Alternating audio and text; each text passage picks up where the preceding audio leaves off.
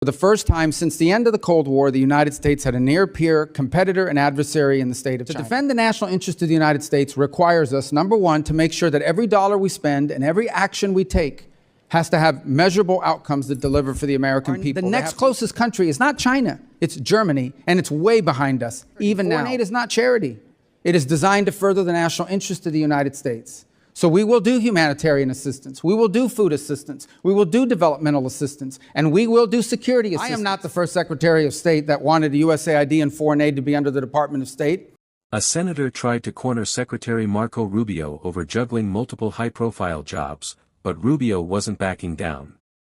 Instead of apologizing, Rubio flipped the entire conversation, arguing that America's foreign policy has been wasting billions on programs that don't serve the American people. He defended folding USAID into the State Department, insisted every taxpayer dollar must strengthen America's national interest, and explained why the old bureaucracy was slowing down critical decisions in a dangerous world. What happened next turned the heated exchange into a powerful defense of the Trump administration's America First agenda. Watch this. How much time?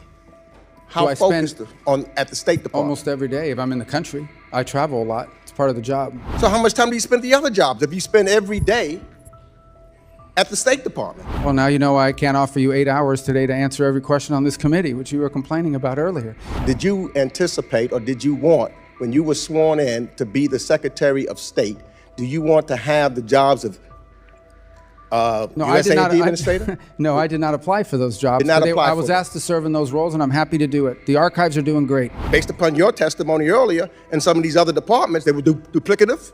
So if it's duplicative, then get rid of them. Well, you would have to pass a law to do that if you want to combine those 4 offices in your reorg.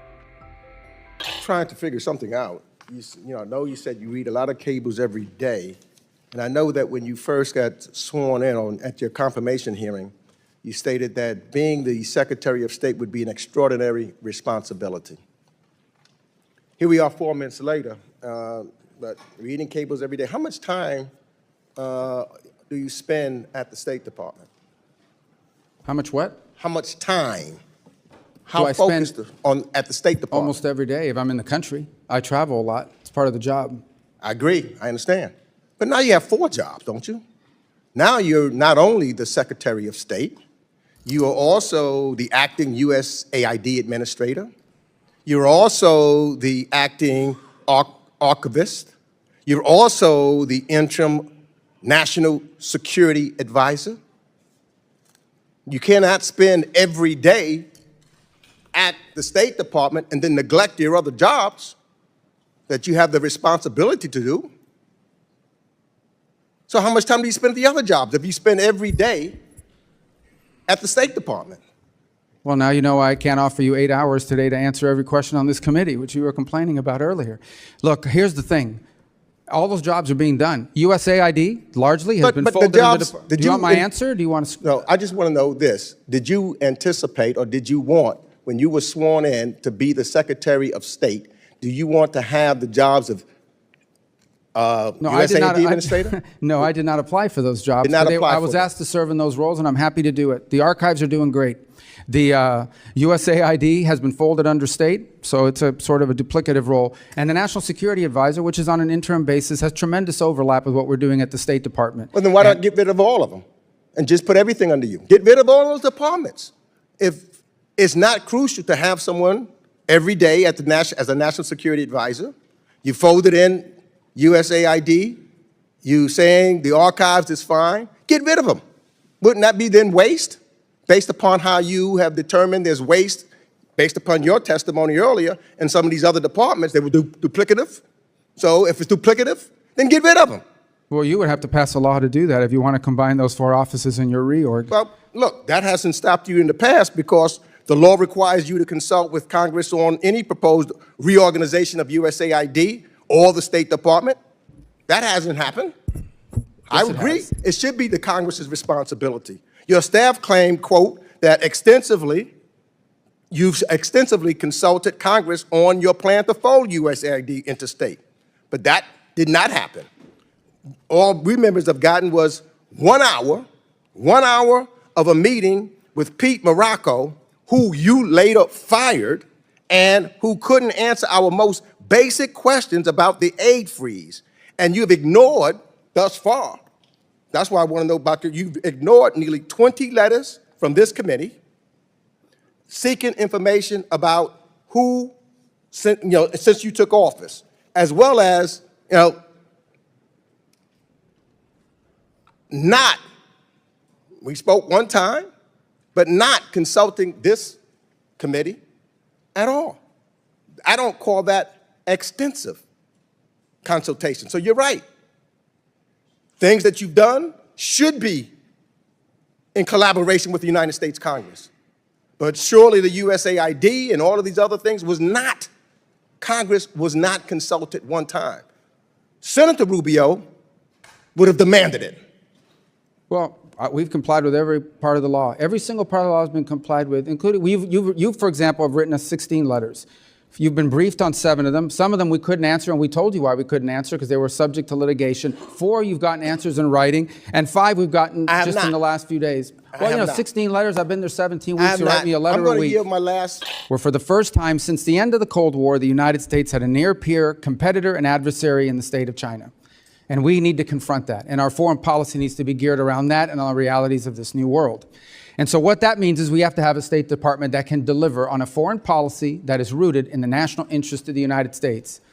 To defend the national interest of the United States requires us, number one, to make sure that every dollar we spend and every action we take has to have measurable outcomes that deliver for the American people. They have to either make our country safer, or they have to make our country stronger, or they have to help make our country more prosperous.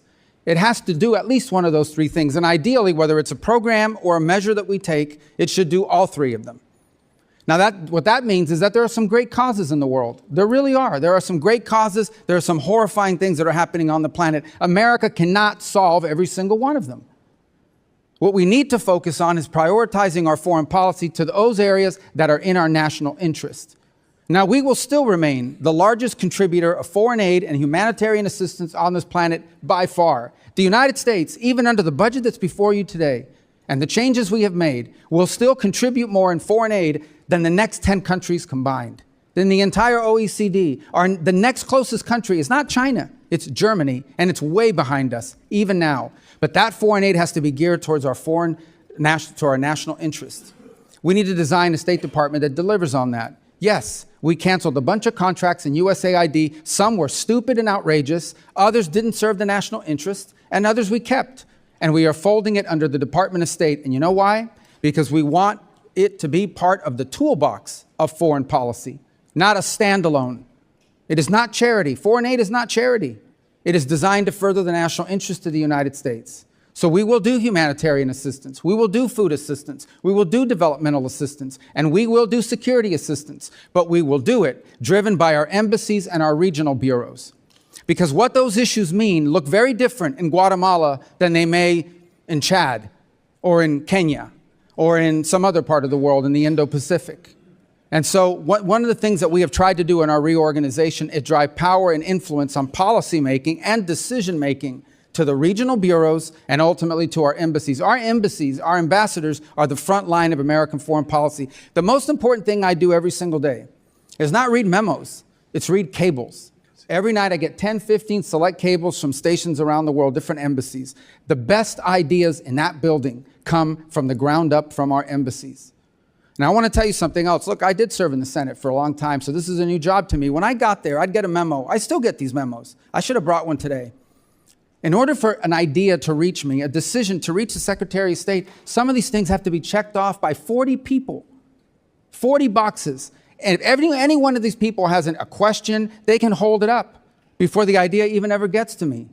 Now, that sounds like a crazy thing to begin with.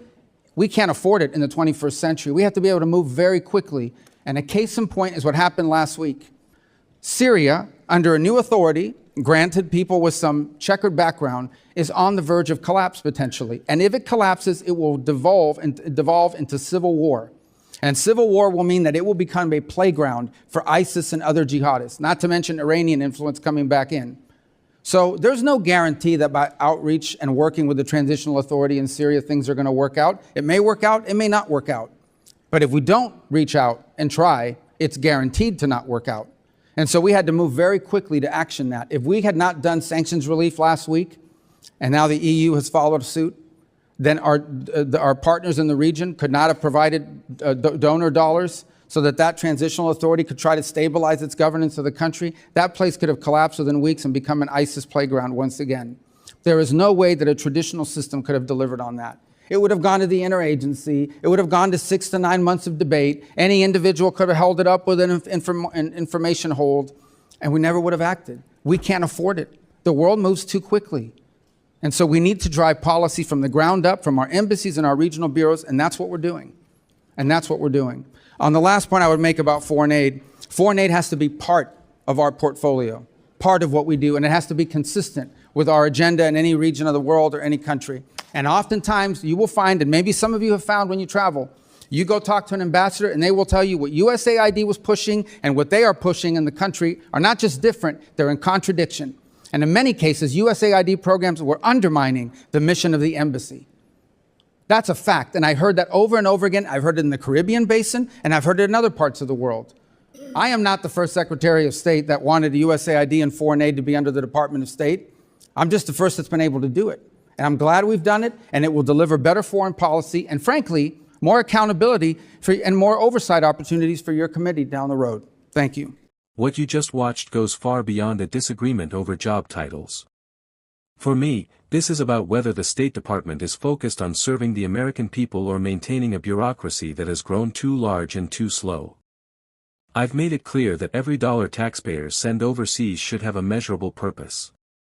If it doesn't make America safer, stronger, or more prosperous, then we need to ask why we're spending it in the first place. That's why I support bringing foreign aid under the State Department. Foreign assistance shouldn't operate independently of our foreign policy. It should support our diplomats, strengthen our alliances, and advance America's national interests, not work against them. The world is moving faster than ever. We can't afford months of bureaucratic delays while crises unfold.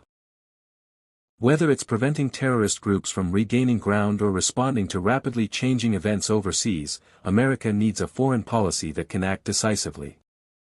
I welcome oversight from Congress, but I also believe the American people expect results. They expect their government to be accountable, efficient, and focused on putting the United States first. That's exactly what we're working to achieve. If you believe government should eliminate waste, demand accountability, and put America's interests first, let me know your thoughts in the comments below. And if you enjoyed this breakdown, don't forget to like this video, subscribe to America Brief, and turn on notifications so you never miss the biggest moments from Washington.